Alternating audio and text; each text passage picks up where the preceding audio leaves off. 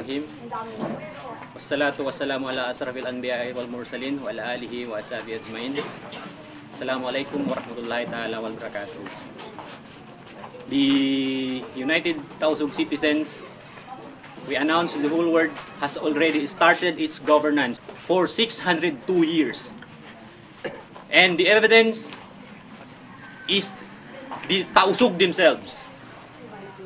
Historically, the Tausug, since 1405, on November 17, 1405, started its governance as a state. To be called a state, we must have the people. And the people since 1405 is the Tausug people. No Moro yet, no Filipino yet. 1405 until 1578, Sultanate of Sulu as a state existed as an independent and sovereign state. As an independent, no country or other countries controlled this kingdom or empire.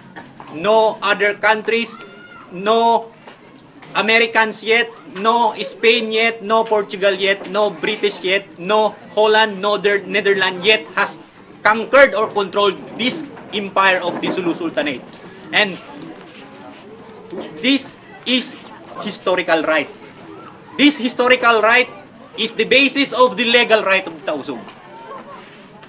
The basis of the legal right of the Tausug, and the evidence is, it is an established fact already.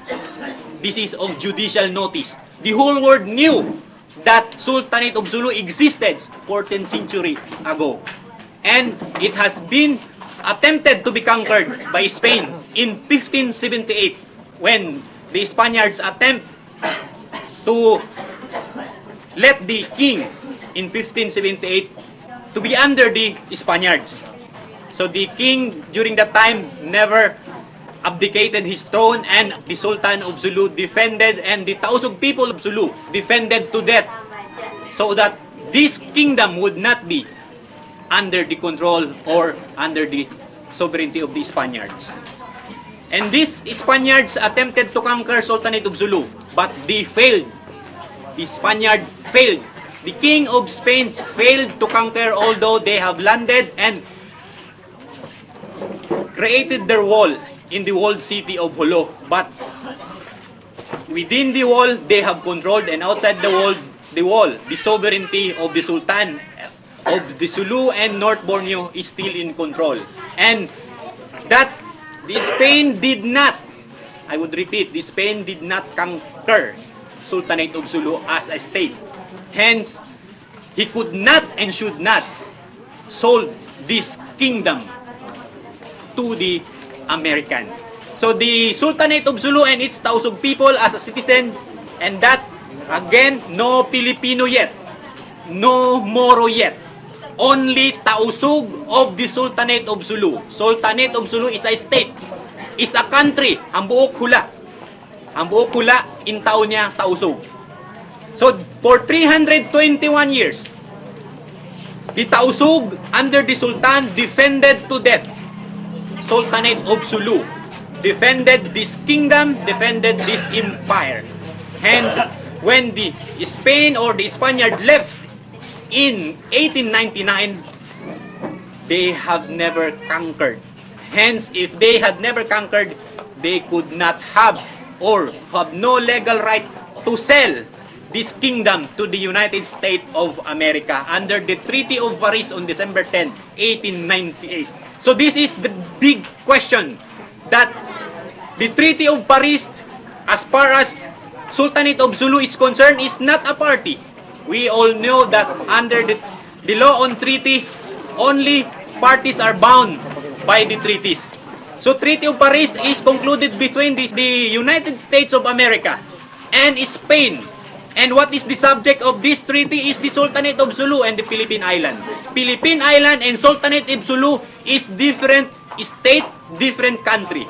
Philippine Island is conquered by Spain. Sultanate of Sulu was never conquered by Spain. And only Philippine Island could be sold to the America.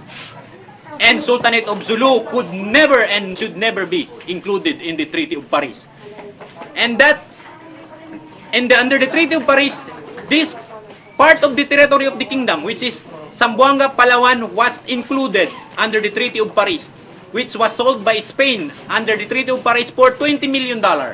And that, under the later treaty, which is November 7, 1900 treaty, another treaty was concluded between Spain and America, selling the Cagayan, Sulu, and Cebuto for 100,000, which is not their property, which is not their colony, which is not their conquered territory.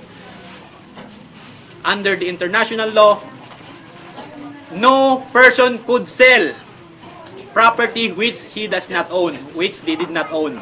Under that agreement, neither impose obligation nor confer rights on the third parties. And clearly, Sultanate of Sulu was not a party to these two treaties, Treaty of Paris and the November 7, 1900 treaty, which is for on the part of the Sultanate of Sulu as a state is illegal, anomalous, and null and void under the international law.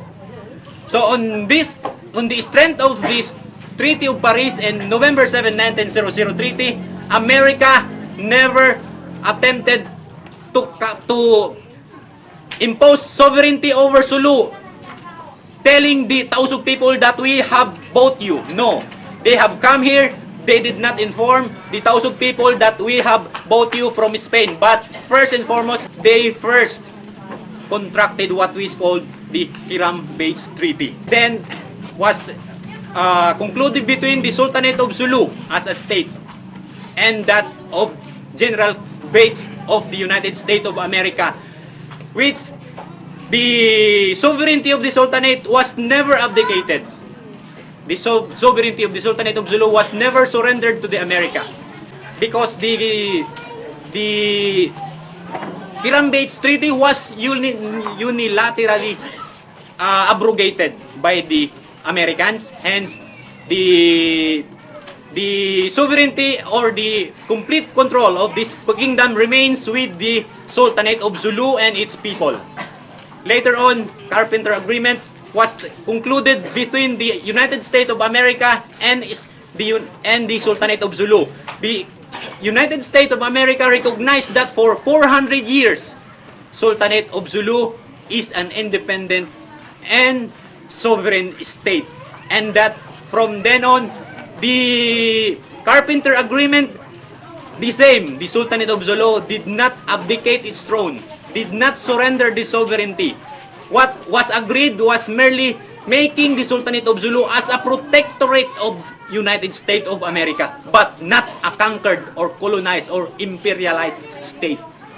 From then on, after the conclusion of the Hiram Bates Treaty and the Carpenter Agreement, the United States, with all due respect, militarily occupied Sultanate of Sulu against the will of the Sultan, which is then Sultan Jamarul Kiram II.